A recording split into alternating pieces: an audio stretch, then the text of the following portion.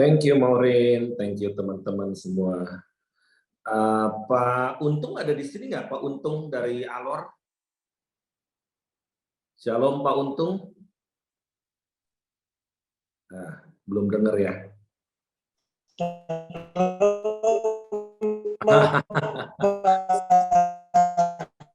Signalnya selalu jelek di sana. Sebetulnya saya tahu. Iya, apa kabar Pak Untung? Puji Tuhan, baik Bapak. Gimana itu benih mangga? Saya lihat foto-fotonya, videonya. Ya, puji Tuhan, memang karena daerah gersang begitu dan belum ada sebuah peraturan Perdes begitu, peraturan desa untuk menertibkan hewan kambing-kambing itu. Jadi memang ada yang 85% masih hidup, Pak. 85% hidup ya. Ya, Tolong semoga dijaga ya, karena pohonnya yang dipagari, bukan hewan-hewan yang dipagari, pohon yang dipagari. Iya Pak. Oke. Semoga bisa ditambah 900 bibit mangga lagi supaya 5 tahun mendatang My Home bisa membuat kampung itu menjadi kampung desa wisata mangga. Ya, oke. Wow. Ya, itu sekedar kesaksian yang tentunya pasti ada hubungan dengan apa yang saya mau sharekan. Saya bergumul dalam beberapa bulan ini karena juga saya bertanya kepada Tuhan, ini season apa? Ya, ini musim apa sebetulnya yang Tuhan mau dan apa yang harus kita lakukan secara tepat dan mempergunakan waktu kita sebaik-baiknya. Nah, saya waktu itu bermimpi, Bapak Ibu sekalian, bermimpinya seperti ini. Setiap orang tuh punya ladang, ya, ladang seperti kotak-kotak begitulah ya. Dan ada orang yang berjuang, berjerih lelah menabur benih itu. Nah, lalu setelah itu ada orang yang bingung juga. Nah, lagi bingung untuk ngapain. Tapi ada orang yang juga sebagian itu orang menabur tapi nggak selesai. Wah, dan udah aja tidak diselesaikan gitu tanggung jawabnya. Nah, saya bertanya sama Tuhan, ini apa sih maksudnya, relevansinya dengan waktu kita hari-hari ini gitu kan? Ternyata sangat dalam ya. Nanti saya akan kupas. Saya dapat firman Tuhan yang begitu luar biasa, yang buat saya juga ini merupakan satu dorongan dan koreksi dan juga pecutan buat saya untuk saya mengisi hidup saya. Mungkin jangan sampai kita nih euforia secara rohani, ikut ini, ikut itu, ikut ini, tapi kita sendiri bingung sebetulnya kita ini tidak memenuhi tujuan Tuhan di dalam hidup kita ya. Apalagi hal-hal rohani itu bersifat performance sekarang. Apapun juga kemasannya supaya bisa ikutin. Padahal kita nih penting juga sebagai seorang pribadi di hadapan Tuhan bertanggung jawab kepada apa yang harus kita lakukan. Nah, saya akan buka firman Tuhan di dalam kitab Matius 13 ayat 24 sampai ayat 30. Matius 13 ayat 24 sampai 30. Yesus menyampaikan suatu perumpamaan lain lagi kepada mereka, katanya, kerajaan surga itu seumpama orang yang menabur benih yang baik di ladangnya. Namun pada waktu semua orang tidur, ingat ya, ini garis bawahi. Pada waktu semua orang tidur, datanglah musuhnya menaburkan benih ladang di antara gandum itu, lalu pergi. Ketika gandum itu tumbuh dan mulai berbulir, tampak jugalah lalang itu. Lalu datanglah hamba-hamba pemilik ladang itu kepadanya dan berkata, Tuhan, bukankah benih baik yang Tuhan taburkan di ladang Tuhan? Jadi dari manakah lalang itu? Jawab Tuhan itu, seorang musuh yang melakukannya, lalu berkatalah hamba-hamba itu kepadanya, jadi maukah Tuhan supaya kami pergi mencabut lalang itu? Namun dia berkata, jangan, sebab mungkin gandum itu ikut tercabut pada waktu kamu mencabut lalang itu. Biarkanlah keduanya tumbuh bersama sampai waktu menuai. Pada waktu itu aku akan berkata kepada para penuai, kumpulkanlah dahulu lalang itu, dan ikatlah berkas-berkas untuk dibakar, kemudian kumpulkanlah gandum itu ke dalam lumbungku. Di dalam ayat terakhir kita jelas bahwa kita ini harus menjadi penuai-penuai, dan ada dua hal tugas yang paling penting bagi penuai itu adalah dengan otoritasnya mengumpulkan gandum hasil tuaian itu ke dalam lumbung. Tetapi yang kedua, ada otoritas untuk membakar berkas-berkas yang lalang-lalang itu diikat, itu lalu berkas-berkas, ikatlah berberkas-berkas untuk dibakar. Ada penghakiman. Penuai itu punya otoritas untuk berbuah, menghasilkan buah dan menuai panen itu, tetapi juga untuk membakar lalang-lalang yang tidak berguna. Nah, apa konteksnya dengan kita hari-hari ini? Saya sebelumnya hanyut dengan banyak peristiwa yang di sekeliling yang terjadi, baik di seluruh dunia, maupun bangsa kita, maupun gereja, maupun hamba-hamba Tuhan. It's really membuat kita distorsi gitu. Membuat kita banyak gangguan. Membuat kita nggak fokus. Membuat kita sepertinya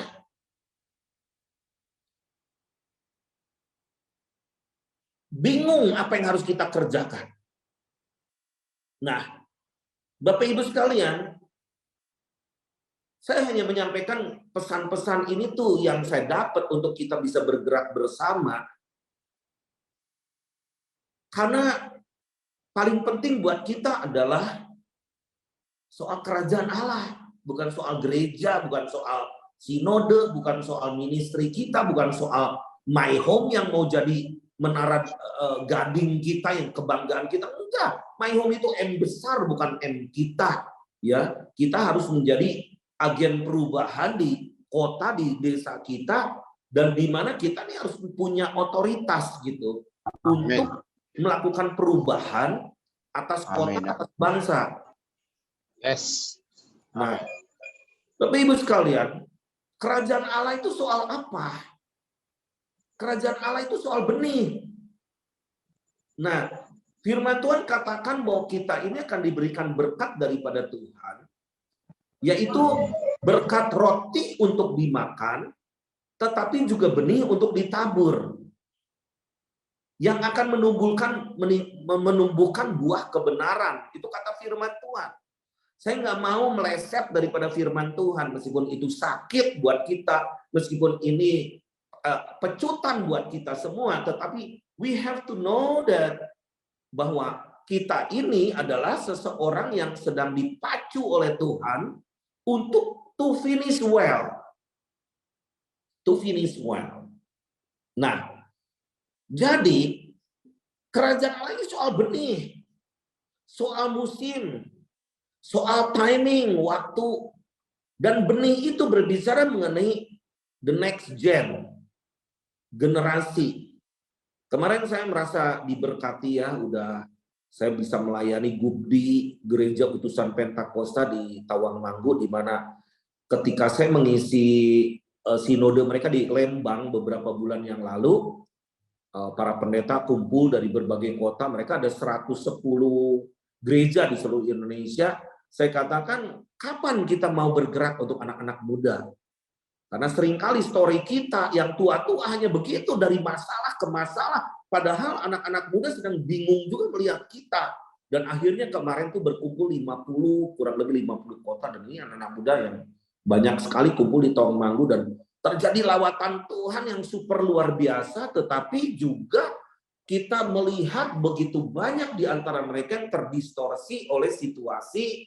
Bahkan ketika saya altar call itu nggak ada satupun yang nggak maju, semua maju. Aduh, itu AC juga sampai nggak terasa dingin. Dan ketika saya tantang lebih parah lagi, siapa di antara kalian yang mau bunuh diri? Wih, banyak sekali. Ketika nyanyi, oke. Ketika ibadah, oke, gitu kan? Nah, dan itu mereka, saya katakan mereka tuh pulang dari sini. Kalian harus membuat satu keputusan. Kamu akan seperti apa ke depan, gitu kan? Nah, jadi ketika saya pergi ke sana, udah gak usah pikirin soal tiket, soal apa, gimana. I will arrange myself, karena aku padahal kemarin harusnya aku juga ikut ke Medan ya, ada hari doa ya. Tetapi aku udah fix di situ dan aku bertanya sama Tuhan, di sana aku duduk dengan para pemimpin, terhormatlah. Tetapi ini benih-benih, Tuhan katakan, ini benih-benih yang harus dijaga. Ini benih-benih yang harus diperhatikan. Ini adalah masa depanmu yang harus dijaga. Karena maaf ya, seringkali kita nih, para pemimpin seringkali terobsesi dengan satu acara besar, kita duduk di tempat terhormat dan sebagainya, itu merasa bahwa kita udah oke, gitu kan. Nah, itu nggak salah juga. Ini case-nya untuk saya aja. Jadi bagaimana sebetulnya benih ini penting di hadapan Tuhan. Tadi Pak Untung kesaksian bagaimana kita mengirim benih mangga ke Kabupaten Alor, dan bukan Kabupaten Alor lagi, ke mana itu Desa Biak Omi yang harus naik perahu lagi. Aduh, kita nih bukan soal ini udah benihnya mahal, tetapi dikirim dari Sidoarjo, dari Surabaya. Kita nih sampai perhatikan berapa yang masih hidup. Katanya 85%, good. 15%-nya udah nggak ketolong, mati. Nah, tetapi di benih ini harus bertumbuh. Nah, jadi kalau kita lihat di dalam pelajaran daripada firman Tuhan, dengan penglihatan yang saya lihat, mimpi bukan penglihatan yang saya pikirkan bahwa ini untuk kita semua. This is the time, ini waktunya kita we sow the seed. Ini waktunya kita harus menabur benih dan harus selesaikan, kalau tidak kalian tidak akan menuai. Satu petak itu, misalkan 2 hektar itu harus ditanami benih, atau mungkin kalian punya 5.000 meter sekalipun, selesaikan itu karena cost-nya akan sama, tetapi musim itu tidak bisa menunggu kita. Benih apa? Apakah kita harus bercocok tanam? Bukan. Bukan harus kita jadi petani, tetapi benih yang harus kita tabur itu adalah menentukan berapa banyak panen kita. Berapa banyak panen kita. Nah, sekarang pertanyaannya, gimana gandum ini bisa bertumbuh, tetapi juga ketika kita tidur. Nah, siapa di antara kita nggak tidur sih? Kita juga tidur. Tapi firman Tuhan katakan ketika kita tidur, kita ini diberkati. Jadi dalam hal ini saya katakan jangan tertidur secara rohani. Tidur itu nggak ngapa-ngapain gitu kan. Nah, petani juga pasti harus tidur kan. Tapi selalu ada yang menjaga gitu kan. Nah, jadi musim tidak bisa menunggu Anda. Benih itu sudah ditentukan dari awalnya. Tapi kenapa? Benih ilalang itu ada yang menabur ketika kita tidur. Dan itu nggak bisa dijaga. Nggak bisa dihindari. Dan itu akan bertumbuh bersama. Bertumbuh bersama. Bertumbuh bersama. Sampai ketika hambanya ini ngomong, pemilik ladang itu, loh, kita nabur benih baik, tetapi kenapa ilalang di sekeliling kita? Saya beberapa hari yang lalu ada di Bali, berkumpullah 120 hamba Tuhan se-Bali, dan ini katanya pertama kali setelah pandemi lagi kumpul lagi. Saya suruh sharing, dan saya katakan seringkali saya sharing apa yang harus saya sharekan. Mereka pinter semua, hebat semua, dan saya sharekan juga masalah begini. Bali, kita mau kemana? Bali itu kota internasional, satu-satunya di dunia kota internasional. Dan Tuhan taruh ladang-ladang itu, gereja itu marak sekarang di Bali. Gereja baru juga akan buka di Bali. Terjadi pergerakan, perpindahan jemaat dan lain sebagainya. Sekarang pertanyaan, bagaimana gandum itu bisa bertumbuh, tetapi di tengah-tengah lalang, ilalang. Dan ilalang itu nggak bisa dicabut.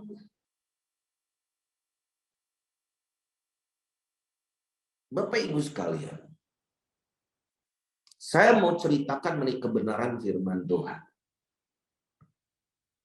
Ketika semuanya merasa diam, seolah-olah tidak ada yang bergerak. Ketika kita menabur benih, rasanya kok lama menunggunya. Gak sabar. Kok ini kemana nih ladang ini? Malah rumput-rumput yang bermunculan.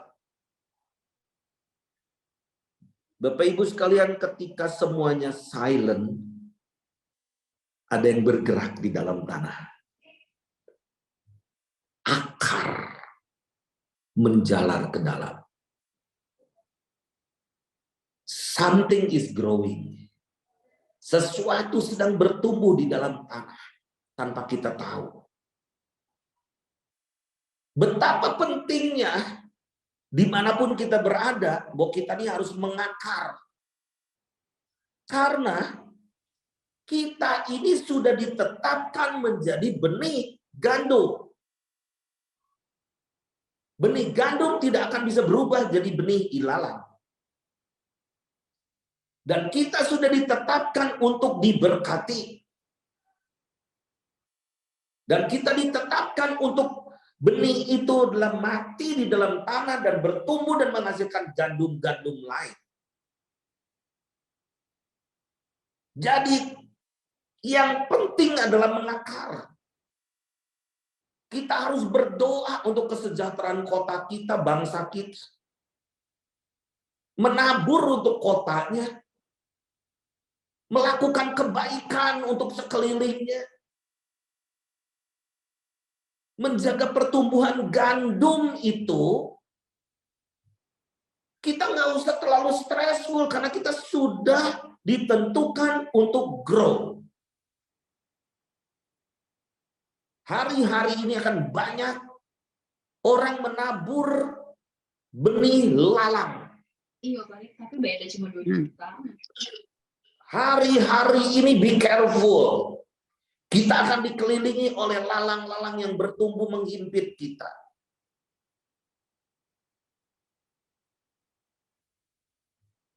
Kita tetap harus mengerti tujuan, bahwa kita inilah orang yang mengerti kenapa kita harus tertanam, kenapa kita harus mengakar, kenapa kita harus bertumbuh, dan kenapa kita one day itu akan bertumbuh dan berbuah, dan buahnya itu akan jadi benih kembali. Yesus adalah benih Abraham. Dan melalui Tuhan Yesus Kristus, kita sudah dimeteraikan. Janji Tuhan tidak bisa dibatalkan. Jangan terdistorsi dengan YouTube, apa penyesatan segala macam, bahkan pendeta-pendeta besar udah nyeleneh, bikin apalah pengajaran yang aneh-aneh. Banyak orang yang berkarisma hanya mencari pengikut dan sebagainya. You are the seed of the kingdom of heaven. Kalau ada hamba-hamba Tuhan besar dipakai, apakah kita nggak dipakai? Apakah saudara dan saya nggak dipakai?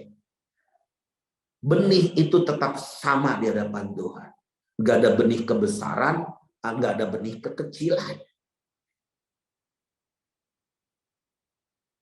Karena seringkali kita ini terhimpit dan melihat pelalang itu. Banyak di sekeliling kita. Kenapa musuh menabur ketika waktu kita tidur, ketika di tengah malam? Karena setan, iblis tahu waktunya. Dan iblis itu ingin membuat batasan pertumbuhan. Bahkan itu akar daripada lalang itu menyerap sari-sari yang harus menjadi milik kita. Yang kedua adalah kenapa musuh itu melakukan hal seperti ini? Karena musuh tidak dapat mengutuk orang yang diberkati Tuhan. Jadi mereka membuat apa? Mencuri makanan rohani di dalam diri kita supaya kita mati dan membunuh pertumbuhan akar rumput, akar daripada gandum itu. Tetapi Bapak Ibu sekalian, apa yang fakta yang kita dapatkan di dalam tanah, akar itu ternyata mengait satu dengan yang lain. Sedangkan akar lalang itu satu-satu begitu. Tetapi akar gandum itu mengait satu dengan yang lain. Jadi makanya nggak bisa dicabut. Ketika nyabut ilalang, maka akan tercabut semua. Ada waktu Tuhan untuk menabur.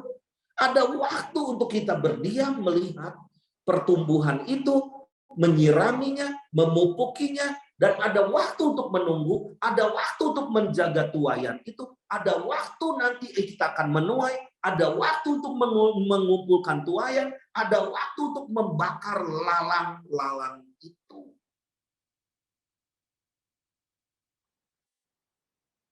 Tetap standing strong kepada panggilan. Yang ditetapkan berbuah akan tetap berbuah. Dan kita sudah ditetapkan untuk berbuah. Ada pertempuran di dalam tanah. Ada pertempuran di dalam tanah. Tetapi Tuhan menjaga. Kesabaran dalam menunggu di dalam iman. One day it will grow. Satu saat itu akan bertumbuh dan satu saat itu akan berbuah. Menunggu kapan? To let our God, Tuhan kita untuk bertempur. Karena kita nggak bisa bertempur di dalam tanah. Tetapi kita nih harus menjaga tuaian ketika tuaian nanti matang. Jadi, blessing itu, berkat itu sudah disiapkan. Blessing to every one of you is already prepared. Saya boleh saksikan banyak hal. Saya mau ke Bali dengan keluarga saya, mau sewa villa ketipu. Oh my God. Udah mau khotbah lagi pas tahu ketipu. Saya katakan aku memberkati orang yang nipu saya. Saya udah transfer, katanya belum terima, udah forget it. Wah, keluarga panik. Udah, kata saya mengucap syukur ya. Kita nih hamba Tuhan. Gak pernah kehilangan. Beres khotbah, ada seorang ibu, seorang dokter. Mau ketemu saya, dia nangis-nangis karena dengar khotbah saya, dia nangis. Jadi kita makan bareng. Ya saya pikir cuma makan bareng, ternyata dia kasih uang sejumlah yang saya ketipu. Oh my God. Sejumlah nggak tepat lagi, nggak tepat jumlahnya. Gimana kalau kita kasih kan drain berapa nol gitu, itu enggak. Ini tepat sejumlah yang saya ketipu. Saya sampai ketawa, Tuhan kau guyon yang ngetes aku lah. Benar, ilalang itu penipu ada di mana-mana, tetapi aku nggak pernah bahwa aku akan kehilangan sesuatu. I told my family, look, seorang hamba Tuhan, ketika kita kehilangan hak, Tuhan akan kembalikan hak itu. Blessing is already prepared. Ketika saya ada di Bali, saya share dengan hamba Tuhan mengenai transformasi Bali. Bali harus ke level dunia, gini. Oke.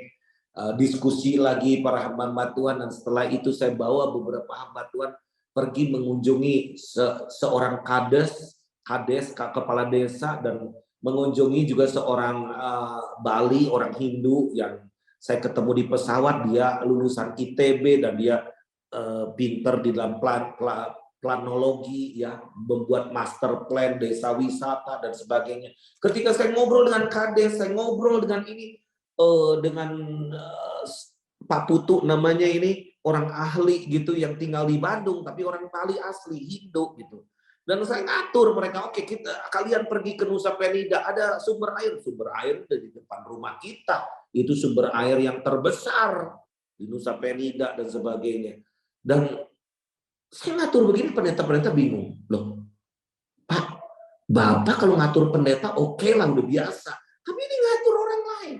Bahkan kades sendiri menyerahkan ini, perlu lahannya yang gimana, nanti kami siapkan semua gini. Loh, kata saya juga nggak nyadar bahwa itu tuh, enggak, saya memperhatikan Bapak, kami ini memperhatikan Bapak bicara dengan kades, dan kami ini yang tinggal di Bali. Bapak ini orang luar, baru ke Bali dan ngatur gini, nanti bikin gini di desa. Bapak nggak gimana gitu kan? Kok ada otoritas dari mana?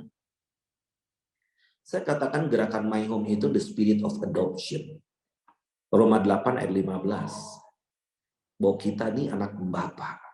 We can call him ya Abba, ya Bapa. That we receive the spirit of adoption.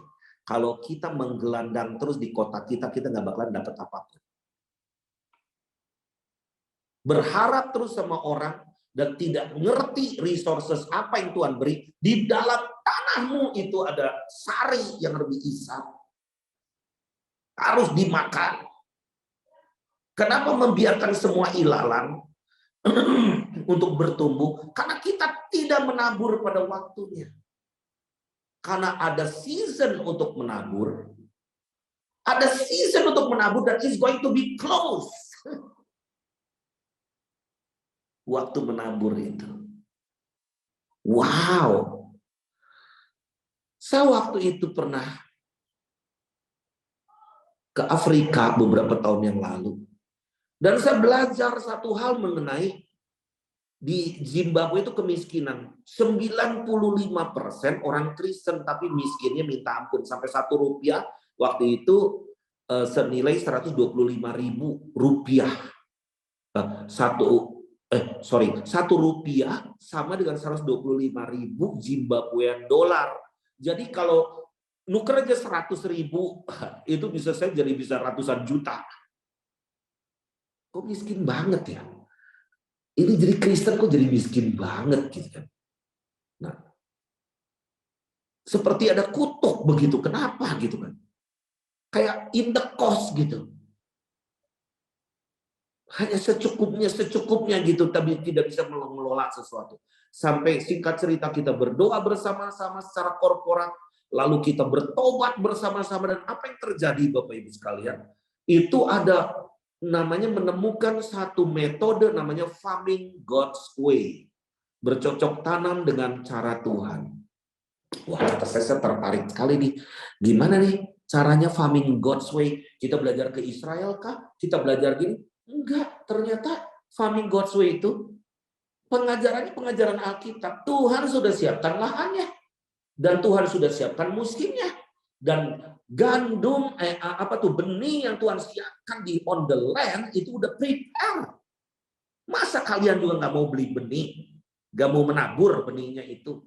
Dan itu ternyata ditentukan dengan Satu musim kalau nggak salah, saya takut salah lah ngomongnya, cuman kalau nggak salah itu bulan September tanggal berapa sampai tanggal berapa, misalkan sampai tanggal 20 September, you harus menabur. Kalau tanggal 21, you menabur, gagal. Kalian akan gagal. Wow. Kata saya ini luar biasa ya. Nah, kenapa? Dia kata, kenapa kita ini so complicated membuat berkat Tuhan itu menjadi jelimet dan membuat kita ini jadi miskin dan kita nggak karuanan hidup kita. Karena kita nggak ngerti soal benih. Nah, apa yang menyebabkan gandum ini bertumbuh?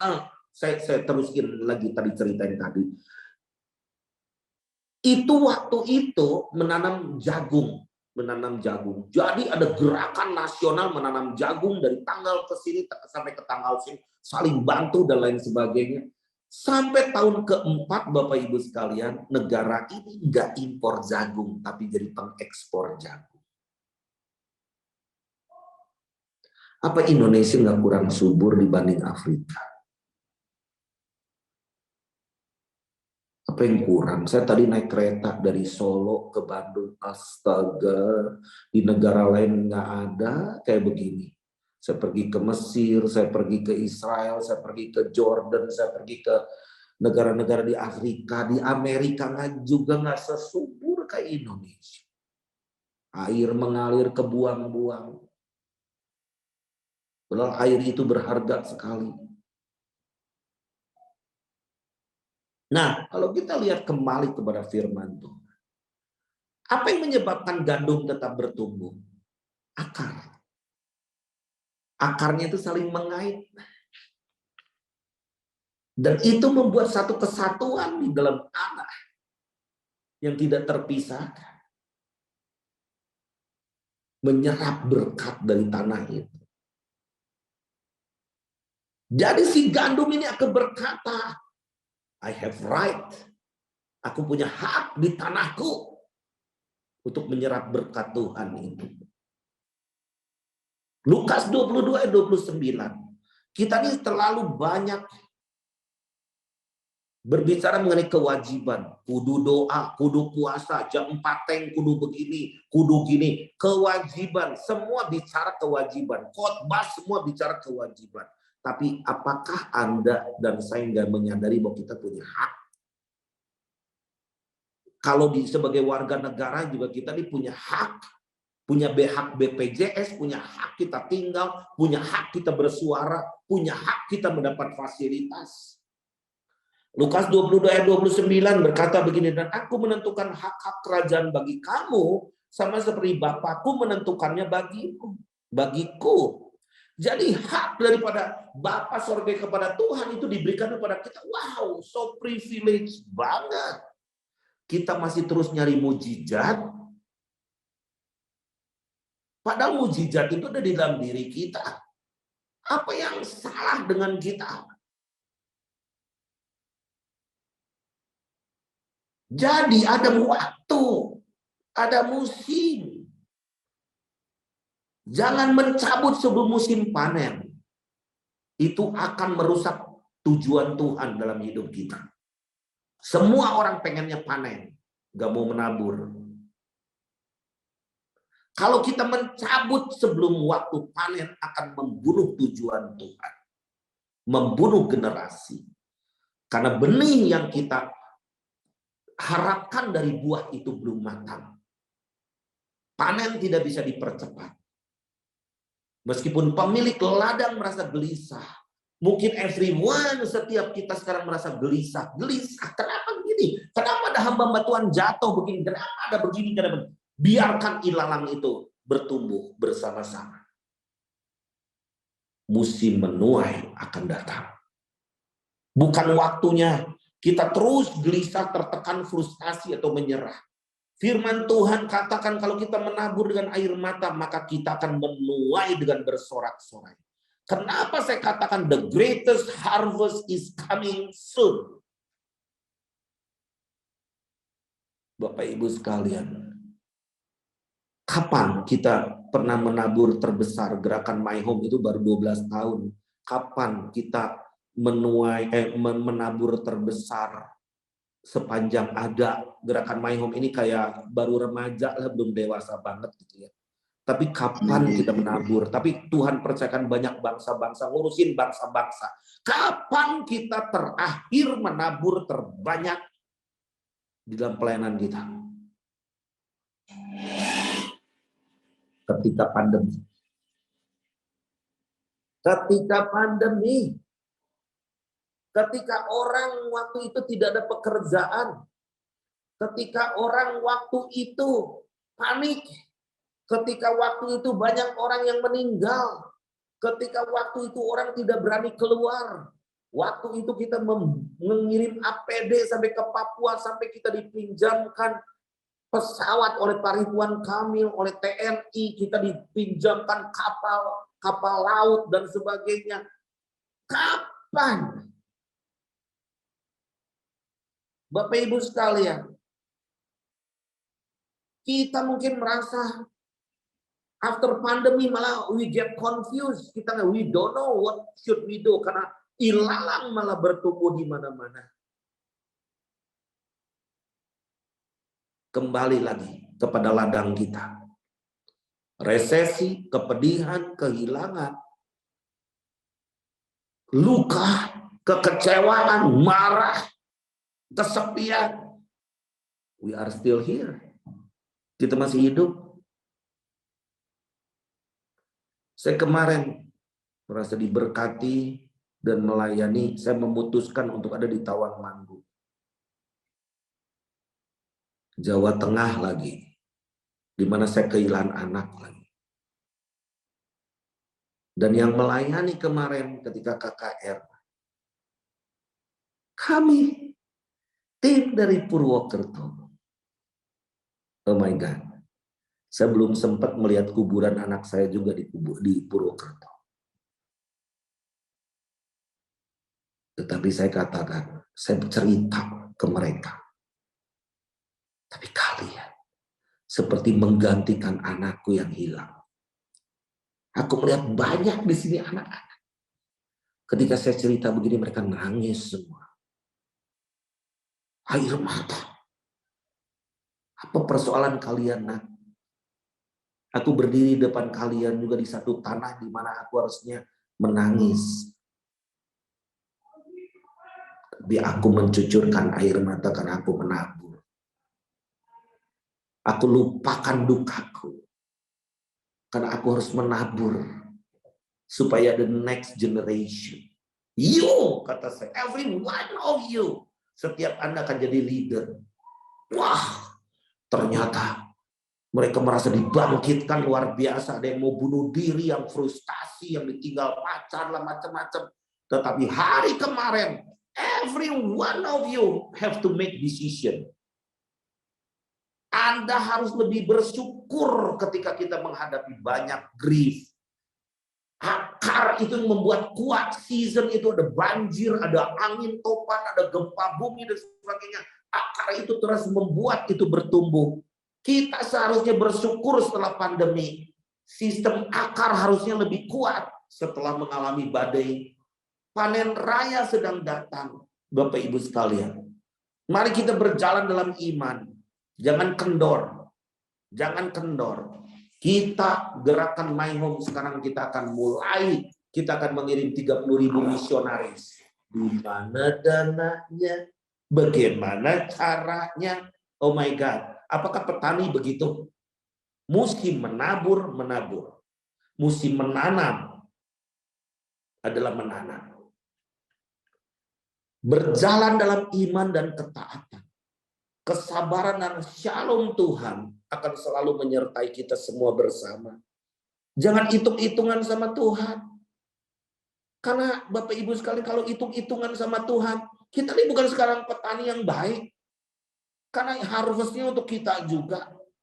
Yang pemilik ladang adalah Tuhan. Bapak Ibu sekalian, berjalan dalam ketaatan dan kesabaran dan in His time, dalam waktu Tuhan. Saya nggak ada motivasi untuk harapkan apa dari kalian. Enggak. Tetapi kita ini harus jadi penuai-penuai. Kita harus jadi penuai-penuai. Mari Bapak Ibu bangkitkan roh Anda. This is the time. Ini waktunya. Saya boleh minta Ibu Erna dari Lampung untuk berdoa untuk hal. Yuk. Kiranya Tuhan memberkati kita semua. Shalom.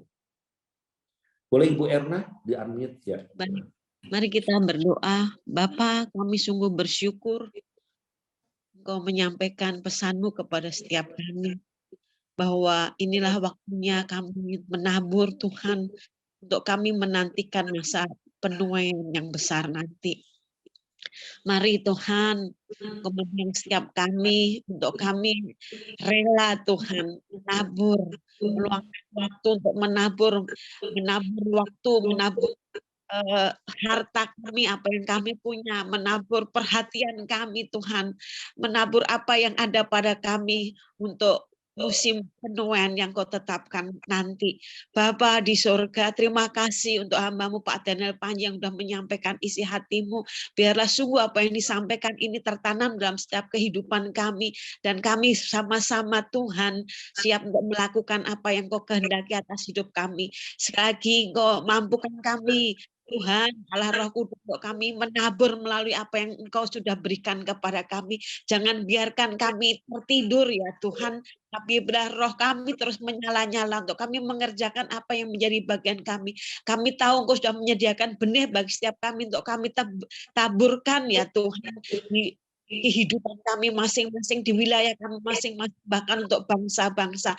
Kami bersatu hati di dalam nama Tuhan Yesus Kristus, dan kami mau mengerjakan bersama-sama Tuhan. Kami berdoa setiap benih yang kami tabur itu akan tumbuh di dalam nama Tuhan Yesus, berakar, bertumbuh dan berbuah. Tepat waktunya kami boleh menuai bagi kemuliaan-Mu. Di dalam nama Tuhan Yesus Kristus kami berdoa Tuhan, supaya roh yang bersemangat untuk menabur ini boleh kami sampaikan kepada banyak saudara kami, sehingga lebih banyak lagi umat-Mu, anak-anak-Mu bersama-sama dengan kami menabur bagi kemuliaan-Mu. Terima kasih. Terus pakai Pak Daniel Panji ya Tuhan, untuk menyampaikan pesan-Mu kepada banyak komunitas, kepada banyak saudara Tuhan, untuk sungguh Tuhan kami bersama-sama bekerja sama bagi kerajaan-Mu datang di muka bumi ini. Terpujilah Engkau ya Bapak, dalam nama Tuhan Yesus Kristus. Untuk banyak saudara yang sudah mulai mengerjakan, menabur apapun bentuknya Tuhan, biarlah Engkau memberkati sehingga semua boleh berhasil di dalam nama Tuhan Yesus Kristus. Terima kasih. Haleluya. Amin.